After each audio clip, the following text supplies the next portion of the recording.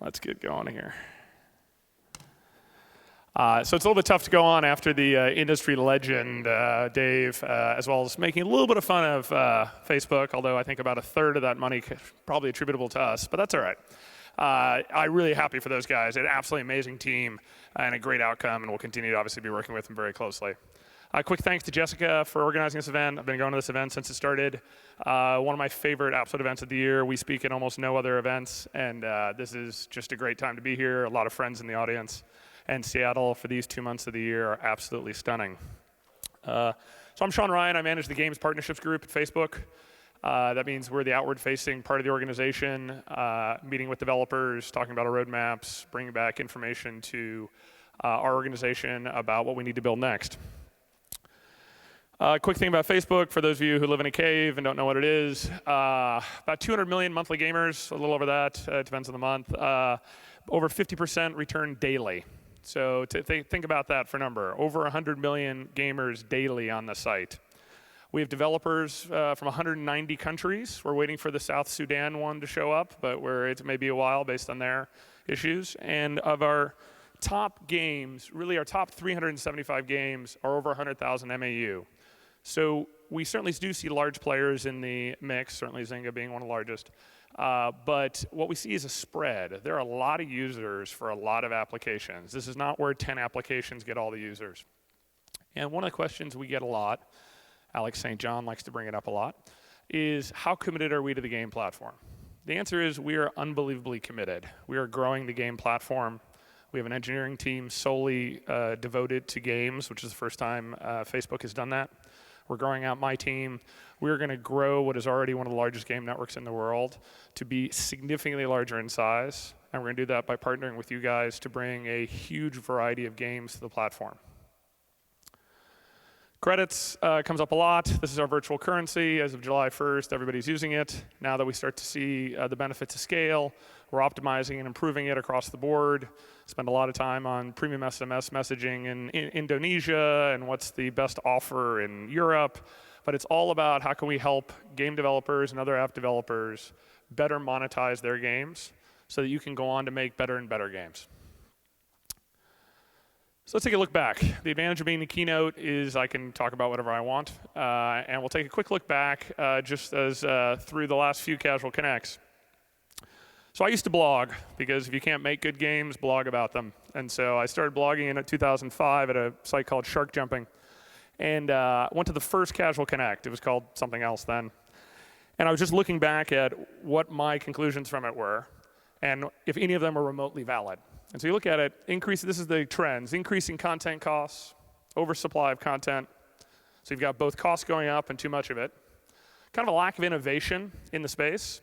That started to change as the hidden object game hit right after that, but at the time it felt like there was just not enough new types of genres in the category. The obvious coming consolidation in developers, that which did not occur and has still not occurred. And finally, decreasing prices. So all the kind of whining and whinging about what a tough business this was, this is 6 years ago to this week. Some of which true, some of which didn't come out to be so true. But let's jump forward a bit. The ZBs. For those who remember the ZBs, Joel Brody, I don't know if he's in the audience or not, from Game Zebo. This was a relatively short-lived attempt to do a awards ceremony for the best casual games of the year. I was looking back at the ZBs because in 2008, 3 years ago today, or 3 years ago this week, was effectively when the first kind of Facebook games started to show up. The platform had been around for about 6 months to a year at this point. We had maybe 50 million users as a company. It was a very small company versus 750 million users today. And just to give Joel credit, and Game Zebo, if you have not been to it recently, one of my favorite sites for Facebook game reviews, came out with the Social Game Award. And let's take a look at who it is. So the winner's Playfish, who is the biggest brain. And you look back, and then you've got Are You Sexy, Scrabulous, Scramble, and Zombies. Not the most sophisticated games we've seen. This is 3 years ago. We're talking basic word games, not a lot of users, not clear what the monetization is, very simple graphics. And this is what's awarded by the people in the industry as the best game of the year, which is who has the biggest brain. So social games start roughly 3 years ago. And when I say social games, not just on our platform, but certainly on mobile as well, where it showed up later. And finally in Hamburg, 2.5 years ago, went out to Hamburg. It's a little bit cold in February, but and came back with this, which is Amazon's entering the business, turned out to not be a major player, but virtual goods arrive. So in Hamburg in February, 2.5 years ago, people started talking about, okay, virtual goods, this is going to be big. Got people on the audience, people on panels talking about virtual goods. We're all going to roll them out. It's going to be incredibly exciting, going to change the business as we know it today. As we'll see, didn't really happen, at least for the crowd that was at that conference, and they're still looking for the next steps. iPhone emerged as a platform, and that's really where a lot of the traditional casual folks moved to. Single-player downloadable games, moving to single-player downloadable games. iPhone's an amazing platform, followed by iPad, clearly. But that really was probably the key trend. And then finally, growing Eastern European publishers, and yet again, because I'm not very original, the need for consolidation, which again did not occur. So that's kind of looking back. Now let's look at where we are today and where we're going. So at Facebook, we believe gaming, and both at Android and Apple and everywhere else, gaming is reorganizing around people. And we believe the internet is reorganizing around people. Doesn't mean you can't play single-player games. Those will still be with us for a long time. But really, what you're going to do is you want to play with your friends. You want to use your friends to find great content, in this case, games. And in general, you see the rise of companies that are oriented around that. So let's take a look at the top kind of 10 or 12 companies that my team works with. So I have a very small team. We work with about 100 companies. These are kind of the top 10 or 12 that we spend more time with. We spread out as much as we can. So let's take a look at who we have here. So if you look realistically at it, only these guys, to their credit, PopCap, were here more than 3.5 years ago. So every other company here is less than 4 years old. You've got your standards, Playdim, Playfish, CrowdStar, and Zynga. Those would be the four that kind of started early, the kind of the big four. Zynga clearly much more in the news this week. And then you look at the rest, and what do we see? So it's interesting you see the spread, because the reason I come back to this theme, there's an idea always that casual games are solely about city building and farming. And there's a lot of that, let me be clear. But when I cold-heartedly look at where we spend our time and the types of games we're spending time on, and we have a bunch of other companies we work with too, let's take a look at what we have. We have GSN called Mesmo, which is a game portal, just doing an incredible job. You know, a collection of a huge amount of games driven by credits. You have, in the core games, you have Casual Collective, now known as Kixeye, doing great mid-core games, Army Attack, Battle Pirates, and Backyard Monsters. You have Kabam, formerly called Water Cooler, hardcore games, Dragons of Atlantis, Kingdoms of Camelot, etc. Probably raised $100 million at this point. Then you go to the casino side, you've got Double Down, a local company, probably less than a year old, roughly, just killing it right now, doing unbelievably well in the casino space. Playtika, another casino company. Slotomania is primarily the game, sold to Caesars for what was rumored $90 million, less than a year old. Digital Chocolate, formerly Trip Hawkins, of course, formerly a primarily mobile company, now morphed into both, I'd say both, really doing a great job on games for us. Wooga, affectionately known as the Zynga of Europe. Jens and the team there doing an amazing job, growing like crazy, a couple different types of games, not just one type, really raised $30 million. And Six Waves. Six Waves just acquired Lowell Apps, big distributor primarily outside the US, much of it in Asia, but now a global company. So what struck me when I was looking at this is only PopCap is older than 4 years old. So every single one of these companies, and these three, you take those four out, every single company is less than 3, and often cases less than 2 years old. So the answer is there are still amazing opportunities to develop for the social platform. Social platforms are only 3 years old, whether it's on mobile or on the web. We're seeing massive amount of value creation right here still going on, as opposed to what I occasionally hear, which is it's over, I'm moving on to ITV games or something like that.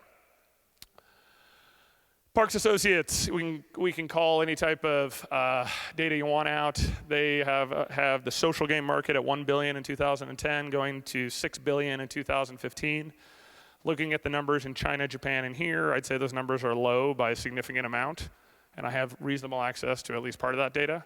And so what I'd say is this business, social gaming, broadly speaking, growing like crazy. By no means are we even in the middle part of this thing. The idea that people wish to play games with their friends, and sometimes people they don't know that well, is continuing to be a huge theme in gaming. So then you say, okay, well, I'm not so concerned about that. I'm going to go to mobile, because I'm going to make single-player games in mobile, because that's the last refuge. Well, Flurry, which is a mobile analytics firm, just came out with their data the last 2 weeks. So Flurry pointed out is that even in January, 6 months ago, 61% of the revenue from the top 100 games is coming through premium. So you sell it for $1, $2, $3, and 39%. 6 months later, meaning last month, that has almost flipped on its head. Now, you never know if it'll continue that trend. Maybe it's a 1 month blip, but it's not. We see this through everything, is that social games are now driving the majority of the revenue on mobile. They're driving all of the revenue on the web. And if you look I just took a quick look yesterday in the old-fashioned way and just went on my iPad and said, how many? Roughly 50% of the top grossing games, if you just look at the top 24 games, are freemium, and the majority of the iPhone games. So again, coming back to the theme here, if you're not building social games, doesn't matter for what platform, you're not building games for the majority of the population, you're not building games for the majority of revenue, you're building for a shrinking market. So the key here is think about what can you do and how can we work with you, as well as the other platforms, to make sure you're building great social games. They monetize better, they have higher engagement, and you will eventually get to sell your company like PopCap did for lots and lots of money. So let's talk about exits. Sorry, I'm the non-creative financial guy. So exits in the last few years, they're all social. So you've got Playfish, Playdom, PopCap, Playtika, some ones I didn't even probably mention. Any significant gaming exit is social in the last few years. Turbine being the exception as an MMO, but in general, they're all social. So if you wish to sell your company, you should have a social game company. Let's take a look at mobile. All the social game exits, all the mobile game exits are social. Now, first two used to be publishers, mostly a platform now, Scoreloop a platform, GameView a studio, and all of the funding to speak of. And Big Fish is an exception, great company, still able to raise money. But in general, if you look at funding in the last few years, all of it is around social. Social mobile and social. So again, for those not catching on to my subtle theme here, build social games. Because this is where the audience is. This is where the new and interesting game genres are, as we'll talk about. And this is where, at the end of the day, assuming you're running this as more than a hobby, this is where the revenue is. So what makes a social game ecosystem work? This is the title of the speech. I wasn't quite sure what it meant, to be honest, so we worked on it. But a social game ecosystem works if developers feel they can make money on it. Very simple. If they feel they have an opportunity to carve out space for themselves, however they do it, and whether it's big or small, but in a way that they feel relatively confident, given the risky nature of all of our businesses, that they can differentiate themselves, have a fair shot at making money, that's when a social game ecosystem works. Realistically, I only consider that there are 5 of them. It's Apple, DNA, Facebook and Gree, and Android. Yes, there are a bunch of other smaller ones for reasons we'll go into. It's not worth spending time on. There's some in Russia, there's some in China. For those who really know those markets, that can be really attractive. In general, you're looking for a couple characteristics when you look at where to put your games. Do they have massive scale or relevant scale? So for your type of game, maybe it's a more relevant audience. In general, are there multiple ways to discover content, or discoverability, which is a terrible term? Do they provide a way to make money? Because at the end of the day, everybody has to get paid. And are they constantly improving? And that's a big issue. You see systems look at it where they used to be really great, and now not so great anymore. We'll quickly go through this. Massive or relevant scale. So at Facebook and at all the other platforms, we spend time trying to grow the audience. That's what we do all day long. How do you grow the audience? Because at that point, that audience is interested in doing more things on your platform, including playing games. So if you don't have hundreds of millions of users, of general purpose users, so Android, Apple, Facebook, or if you're Gree or DNA and you've got, let's say, 20 million, but unbelievably focused gamers, where you get much higher ARPU, much higher ways to make money off them, you don't really have a social game system. Yeah, you can also have small niche products, that type of thing, but it's hard to make games for even smaller niche companies. By the time you make it for it specifically, get the APIs, Do your rev splits. It's tough. I was talking to a friend last night who said one of his buddies is a developer on the Kindle, and the Kindle's a great app, and Amazon's killing it with it. And I said, how's it going? And he said, well, we're making about $50,000 a year from the game. I thought, well, it's interesting. It's not, he says, low development costs, so it's not the end of the world. But I said, it's not still hard when you look at your most precious time as your people. Where are you going to have them spend time to make games? So as a platform, we all spend time, first, grow the audience. Second is, how do you make content discoverable? And this is seemingly impossible. It's very hard. None of us do it great. MySpace, one of the prime issues with MySpace, among many other things, was not being able to find content. By the time they got viral channels out the door, it was overcome with spam. And otherwise, you had to advertise. Even that didn't work very well. Didn't have payment systems, so that didn't work very well. MySpace had a lot of issues, although a huge market for its time. As many of you see with Apple, which has 450,000 apps in the store right now, most of them games, it's all about the front door and the top 10 list or top 25 list. There's got to be a better way to get there. I think Game Center from Apple's getting there. But in general, it's how do you hit that front door? How do you figure out, and you can't use Tapjoy as easily anymore because they cracked down on that. How are the different ways that you can do that? For Facebook, it's APIs. Everything's about the feed. And it's complicated. For those of you who have not worked with us before, we change it a lot, generally these days for the positive. But it's all about how do you surface stories that your friends wish to click on. And we're going to be working a lot on that. They're very different. So when you look at making social games, it's not so much the gameplay has to change necessarily, but how you attract content and how you attract users to the system starts to change. Android's still coming up to speed on some of its ways it helps content get discoverable. But that's really where we spend time in terms of nurturing a social game system. How do we and all the other players in the space do a better job of allowing content to be found? Yes, you can always advertise, that's fine too. But what we find in general is advertising probably accounts, depending on your platform, for a third or a half of users. Hopefully through virality and other ways to drive content, whether cross-promotion through something like Amplifier or other to AppStrip, you can find other ways to get there. But in general, for a successful game, advertising is going to end up being part of it. But hopefully you're only buying advertising because the game is profitable. And if the game is profitable, you should buy advertising because it'll become more profitable. Third is payment systems. It's incredibly boring. I want to be really clear. I spend a lot of my time in payment systems. I really like it, but I'm a dork. And so it's one of those issues where efficient payment systems on a global basis are the key to a lot of people's success. How do we make sure that in Indonesia we have the 1-2 bill prepaid card to make sure that they can pay for your games? This is something that platforms should do better than individual developers. At the end of the day, we should be able to get to scale. We should be able to have leverage with the various payment providers. We should be able to get a trust with the user so you don't have to ask for a credit card or some sort of payment instrument every single time someone plays your game. So in general, efficient payment systems, as boring as it is kind of what social game systems spend a lot of time on. Because we want to make sure that you and us can generate the right type of revenue from the right type of users in every place in the world. And that's unbelievably complicated. If anybody has any ideas how to get to an aggregated payment partner in India, I'm up for anything at this point. And finally, is it continuing to improve? Do they value games? This is what we used to get critiqued on a lot. The end result is, so I used to hear this when I was at News Corp last year. I'd say, I want to make Facebook games. And they'd say, well, we hear Mark hates games. We hear Facebook's getting rid of games. We hear it's over. Not true. The answer is we really like games. We're going to make a lot of games. But last year, we had some changes. This year is more about drive that bus forward, make sure we are growing the games ecosystem. And all the great players do this. Android has been improving in leaps and bounds. Better payment systems, huge amount of 500,000 phones being activated each day. Apple in-app purchasing, that alone drove the industry. And they continue to put out great devices. People continue, Gree and DNA used to be closed systems.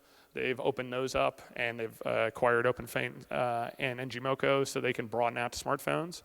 So at the end of the day, we know that as game platforms where we are entrusted for you guys to build on top of us, and I mean us broadly speaking, we need to continue to improve because you guys have choices in the business. And now I feel like the guy at the end of the flight who says, and thank you for flying on United Airlines today. We know you have many choices, but so in general, that's where we are in terms of the things we like to focus on as a social games ecosystem are those 4 main characteristics. Let's see where we are. All right, so what should developers do? You should make social games. If you're not making social games, you're making them for a smaller and smaller audience. Growth camouflages a lot of issues. So if you want to make games for a smaller and smaller audience, just like you can work at the last steel mill in Pittsburgh, you can do that too. It just generally what you want to do is make social games for the various platforms that are out there. And this is the one I come back to. People say it's over, there's too many games, Zynga won, et cetera, et cetera. First is, as Dave said before me, do not make clones of clones. That time is over. Sometimes on new platforms, you can make clones of clones and get away with it for a period of time in certain countries and certain platforms. That period is over. There is no question. You need to make good games. Doesn't mean they all have to be broad games. And I give this analogy a lot. There are roughly 650 cable networks in the United States right now. We burst through the 500 limit last couple years ago. The average net income margin of a cable network is 31 points. That's their net income margin. So the end result is, clearly we can in the United States profitably support 650 different channels. Not 10, not 50, not 500, 650. We have BET and Home and Garden and Food Network and MTV, and it just goes on and on and on. But for some reason, when I talk to developers who are not in the space, they say it's over. I don't want to do farm or city building. That's all there is on the platform. Nothing else is wanted, which of course makes no sense. The end result is that you need to make games that speak authentically to users. We as a platform and all of our competitors need to make sure we surface those games to users who want them. And that's what we're going to talk about as we go forward here, is this entire genre, if you want to call it that, is less than 4 years old. If you look back to the first casual game from Gamehouse or other places 10 years ago, 12 years ago, whenever it was, and think about where the industry is right now, in the meantime, social has blown through the single-player business, trashed it along the way, and we're 3 years into it. So we are early. If you look back on what that Playfish game was about the bigger brain and how crude it is, although for its time quite good, and where they are today with Sim Social coming out, massive leaps. Imagine where we're going to be in 3 years. But the constant refrain and trend is it's going to be social. So let's talk a little bit about, it comes up sometimes, people say, okay, you say that. I can't speak to the other competitors just because I don't know their platforms as well, but let's talk about Facebook for a moment.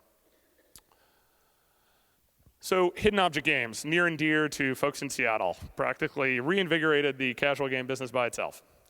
So we currently have 2 hidden object games on our system, 2. Now look at Big Fish's portal, there must be 150 on there. Surprisingly, some of them probably are profitable. In fact, a lot of them are. We have 200 million users, 250, whatever it is, and we have 2 hidden object games. Because people said, hey, you can't make hidden object games social. Bullshit. So Disney Playdom comes out with Gardens of Time, which somehow got eliminated there, and kills it. Out of nowhere. They showed the game to me 6 months ago, and I'm not a great game guy. I looked at it and said, done, where do I sign? So 3.5 million daily users, quite profitable, 25% DAU to MAU engagement rate, crushing it. Now, I love Disney and I love Playdom. I'm sure someone here in the audience can make similar style games and do really well with them. There are only 2 games for over 200 million users, and we're growing. My guess is we can support 50 or 100 of them. Mystery Manor, not as well known. 6 Waves is the publisher. Great game, doing quite well. A little bit more below the radar. But again, high engagement, profitable, users love it. There's no question this category is going to move to social, particularly Facebook, in the next 2 years. If you continue to make single-player games around hidden object games, much of that audience will be on Facebook. Casino. So Casino came out of nowhere. Now, who would have thought that you're going to get people to pay real currency, to get virtual currency? They can win more virtual currency, which they can't take out of the game. And the answer is lots and lots of them. Similar demographic to what you'd expect. People pulling slot machines in various casinos. However, Slotomania from Playtika, unbelievable monster. Those guys, amazing. I barely understand the game. I literally need a help desk for it. I know how to hit the slot thing, but somehow people love that game. Bingo Blitz from Buffalo, again, along with a bunch of other bingo games. Bingo, a natural social game. And these guys have really put a great social layer on it. And then Double Down for the local folks. really with the Double Down Casino, great game. And there are more after that. So casino is a category no one thought of which, let's face it, the traditional casual crowd is probably best at creating. And these guys married it with a social layer. And again, that's the key. Take well-known user mechanics or game mechanics and marry it with your understanding of social.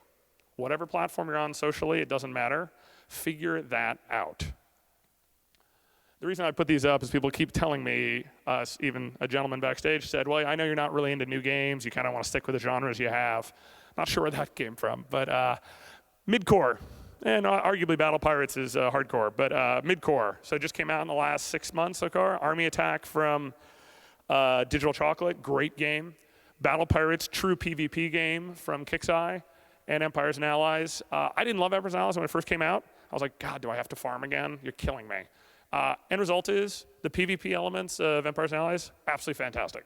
Will it get better over time? Absolutely. But the PvP elements of Empires and Allies, just as they are in Battle Pirates and soon to be in Army Attack, really make a difference in the game and balance it in a way that gives a true social layer. It's not just about attacking, it's about defending, it's about social obligation. That's really what PvP, which everybody said before, you can't do PvP. I mean, no one wants to attack somebody, it's not gonna work, no women will play it, et cetera, the usual stuff. You've seen the numbers in Empires and Allies, but the other two are doing quite well as well. Again, mid-core, as you go up into the core, you get higher margins, more people spend, but you keep pretty broad areas, pretty broad consumer demographics. Sports. Again, still hard to do full sports. We're not trying to compete with Xbox or PlayStation. You're in the browser, even with Unity, even with some of these things. It's not clear you should be doing hardcore sports games in terms of action. But football managers. So I'm looking at the stats about a month ago, and this game pops out of nowhere. Never even heard of it. Top 11. Top 11 is a football manager, which is big in Europe. It's from Nordeus, which is a small group of Serbs in Belgrade, who I've never spoken to them. I still don't know who they are. I've heard rumors of who they are. And yet all of a sudden they blow onto the charts with a really complicated, really well done game. And as Dave says, simple games are hard, complicated games are hard too.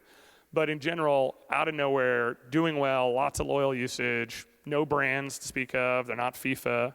On the other hand, you've got FIFA from EA also doing very well. FIFA Superstars, part of the EA Superstars group. That again, not saying you're going to see 100 million users or 50 million users, but you're speaking authentically to an audience that will be more loyal because they feel you understand them better than people trying to do it in general. And that's the key we keep coming back to. Then you have Core. Core is, so this game I had not seen until about a month ago, but it's been out for a while. Castle Age from a small company called Phoenix Age. Very hardcore strategic game. Dragons of Atlantis from Kabam. Again, Kabam, a lot of properties coming out right now, really hitting their stride, probably 400 employees now, keeping a core focus, just like Kixeye does. But in spite of the fact people used to say there are no core game players on Facebook, there clearly are. And if you talk to Will Harbin at Casual, he'll say, the games that our players play when they're not playing our games are Call of Duty and Warcraft. But there are times when I want to play these types of games. So it's a broad audience. The key thing is keep coming back to how to, in a crowded marketplace. And remember, we have many few apps. I mean, Apple's got 450,000 apps. So I have no idea how anybody stands out in that market. We're much smaller, but we have our own sets of pluses and minuses. And then what we don't have, still, my running joke with my boss is I resist the temptation to quit every day to just go make games when I see the holes in our lineup. So we don't have any hunting games. Hunting's probably bigger here than it is in San Francisco, but hunting, you look at Cabela's, you look at the game in a bar that everybody wants to play, social, #1 sport in the United States, no hunting games. We have one fishing game which just hit, which is doing quite well. We have no Christian games. 42% of the United States are evangelical. Not one game, well, there's one coming that I was actually involved in, but that's coming, but there's obviously room for a huge set of content aimed at Christians. RPGs, no Diablo, nothing like that. We clearly have all the social mechanics. You can clearly do it in Flash. We don't see anything like that. And then fighting games starting to show up. Urban African Americans over-index about 3x any other ethnic group in the United States. You look at console games, very high index.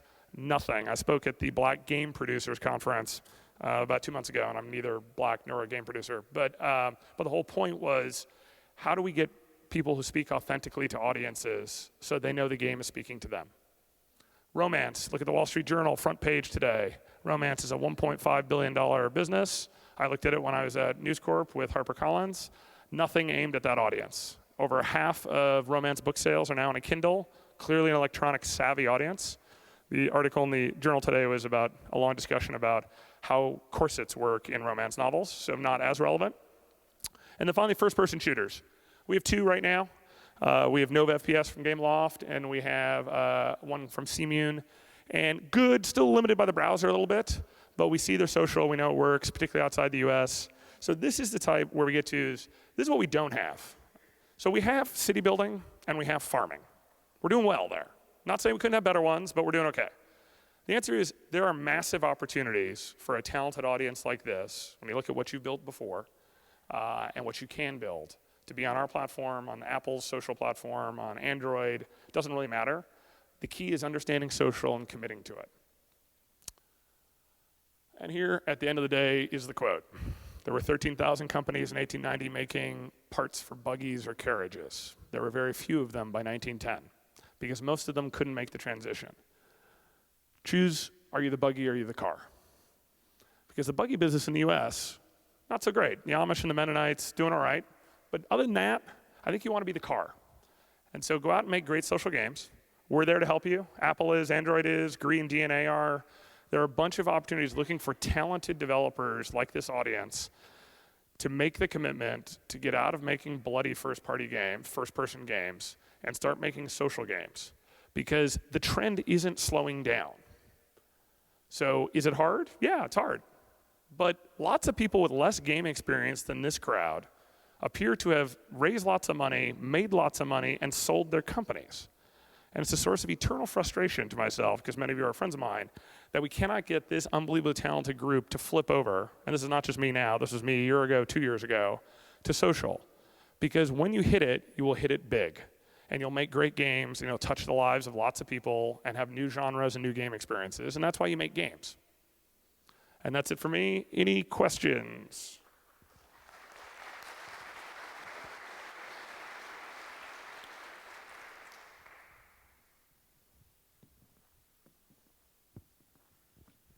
No question. Oh, sorry, questions. Hello? Yep. Tim Merrill from DigiCapital. We're a games investment bank. You know you've made it when you have a games investment bank. So back to Dave Roberts on the venture capital quote. But anyway, sorry. I was talking to Peter Rieland last week, and he described Asia as the biggest games platform in the world. How does Facebook compete in China, Japan, and South Korea for games? Yeah, so I'm on my way there next week, so it's timely. So Peter Rieland, for those who don't know, is the chairman or CEO of CrowdStar and also of OpenFaint, and is a talented game networking guy. So Asia is a massive growth market for Facebook. If you look at Taiwan, Hong Kong, Macau, Malaysia, Singapore, which are primarily Chinese-speaking areas, we are primarily used as a game platform. So we can see in the statistics, more so than a social platform. We are currently banned in China, so we don't compete there, although we have a lot of developers in China. Korea, we are just starting to accelerate. Korea just rolled back 2 weeks ago their law that all games had to be reviewed before being approved, and so now it makes it much easier to put non-Korean games in. So what I'd say is Asia is our fastest growth market, generally speaking. We have a series of Chinese developers, both in the mainland, Taiwan, and others, that make games for that audience. Monetization is still harder. It's a prepaid card market, lower GDP, but when I look at where I was going to Korea on Tuesday and Shanghai on Thursday, which is really where we see kind of more of the future growth. Right now, if you look at countries for us, you've got the traditional countries, US, Australia, UK, Canada. You've got Western Europe coming together really nicely, the Nordic countries. You really look at it right now, it's Brazil, it's Turkey. So those are 2 countries with large Facebook audiences, high gaming propensity, GDP is rising up. And then you go to Asia. And Asia is such a broad area that's hard to limit it to one area. But I would say Korea is accelerating, but relatively small for us. Chinese-speaking Asia, very big for us. In fact, when I look at the top games in each country, in the Chinese-speaking countries, most of them are from Chinese developers. That's not true in smaller countries where it's from Western developers. And we should see over time that regional and local players provide, if not the bulk, certainly a large portion of games for their audience. Not just for translation, but for localization. You're not going to have July 4th in a city building game in Taiwan. So it's those types of things where we see localization improving. If you look at Empires and Allies came out in 11 languages. I would say the standard right now for bigger games is EFIGs, so English, French, Italian, German, Spanish, plus Turkish and Portuguese, primarily for Brazil, and then Chinese certainly coming. So that's, you don't have to, but that's what we often see right now, and that's the most efficient way to monetize. Any other questions? The man with a hand in the back.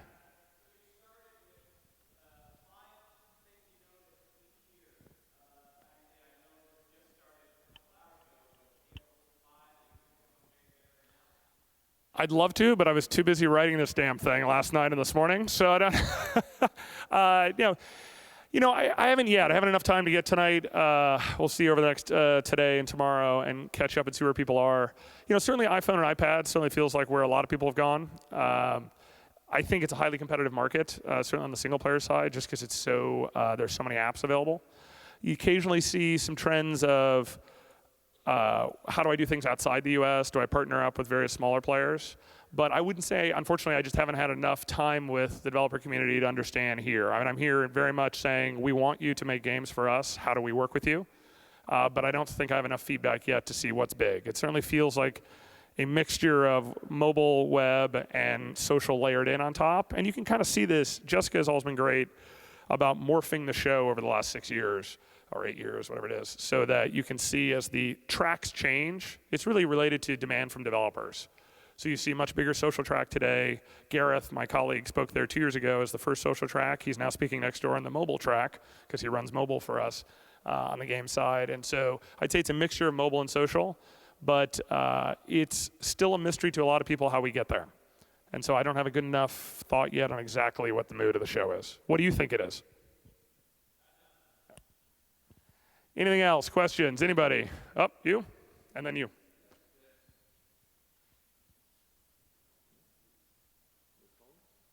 Is this microphone on? Microphone, anybody? Oh, sounds like it's on. Okay.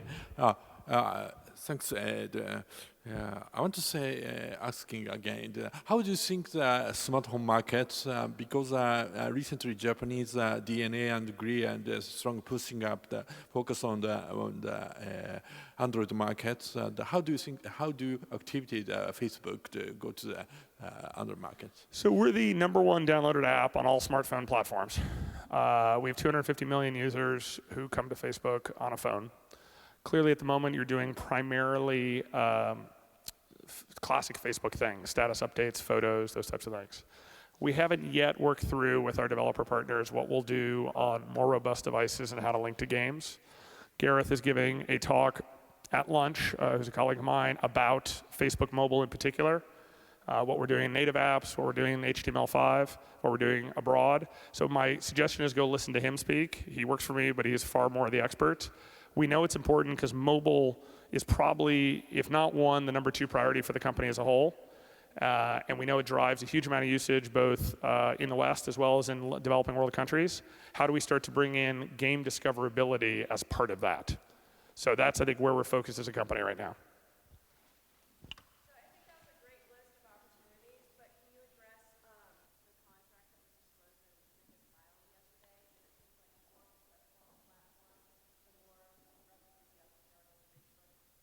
No, I know the contract without redactions. So, so Vizingo filed its S1. It's revamped S1 yesterday. It has it's on All Things D and some other places. It has a variety of information about our relationship with them. So everybody pays the same, which is 30%. So nothing has changed in that contract or any other contract. So we have a standard form or an open platform.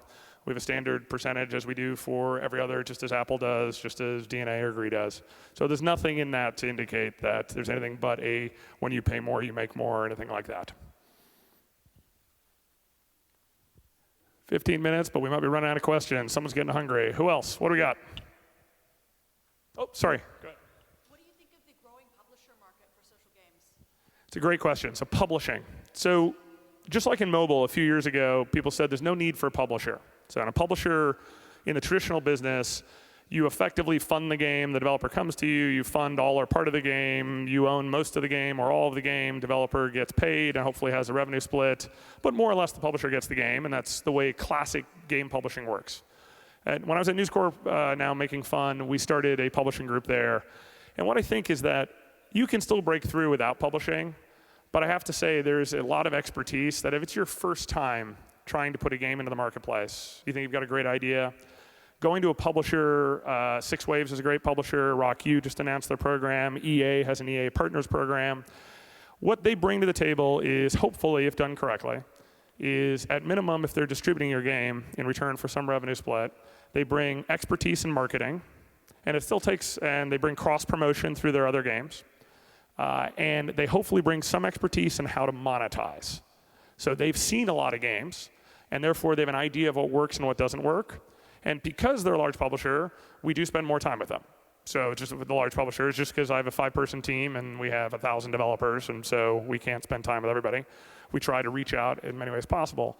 So I think publishing, understanding the key areas of Facebook or any platform on how you drive awareness, how you acquire customers, how you go viral and social is incredibly important. If you feel you can do that yourself without needing a publisher, and you can fund it yourself, that's fine. Second is you can fund it yourself, but you want distribution help. Or third is you're work for hire, and there's nothing wrong with that, and that's how many studios start. And you end up doing work for hire for a publisher, and your second and third game, you've got a track record, so you go off and do it yourself. So it really depends on your position as a developer. The publishers are relatively picky because they have opportunity cost. They don't want to spend too much time on a game they don't think is going to be successful. But certainly as smaller studios coming up, hooking up with a publisher like the 3 I mentioned, and I'm sure there are more, is a great way to enter the business and learn a lot about what it takes to be successful. Anybody else? Yeah.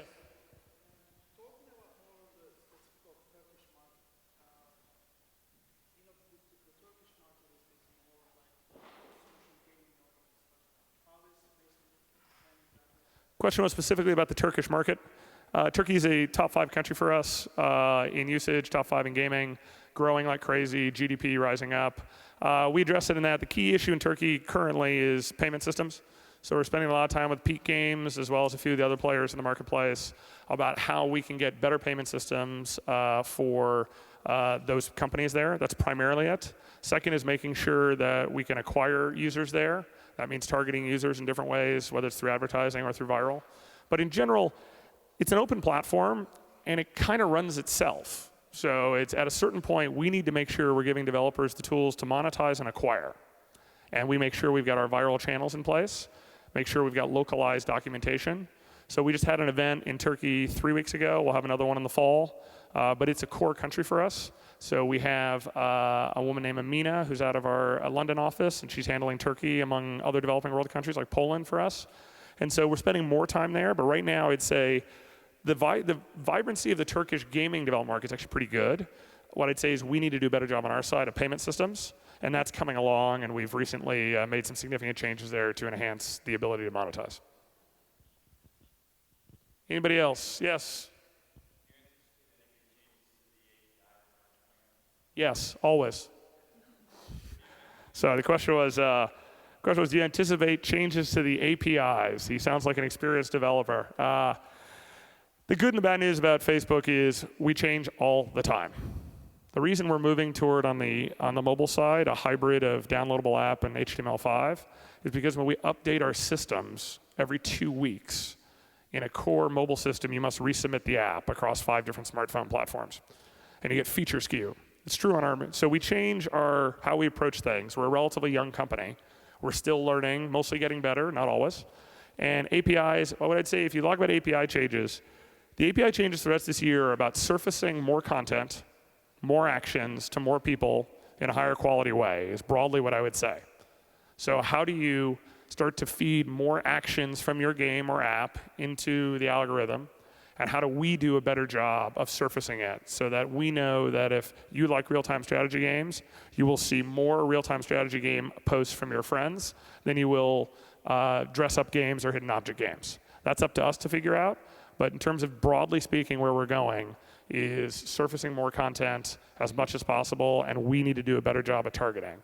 But in general, the overall trend for the second half of this year is toward more virality, because in the last 6 to 12 months, we've gotten our spam issues under control, better automated systems, and now it's starting to reopen back up some of the viral channels that were more robust last year, so we can start driving more content and more game experiences.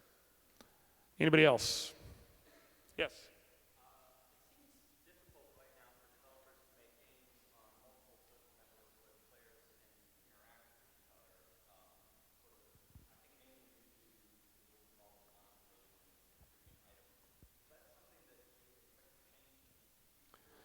No, I'd say it's still, so we see the multi-platform concept. So multi-platform is a great whiteboard concept that doesn't really exist in reality.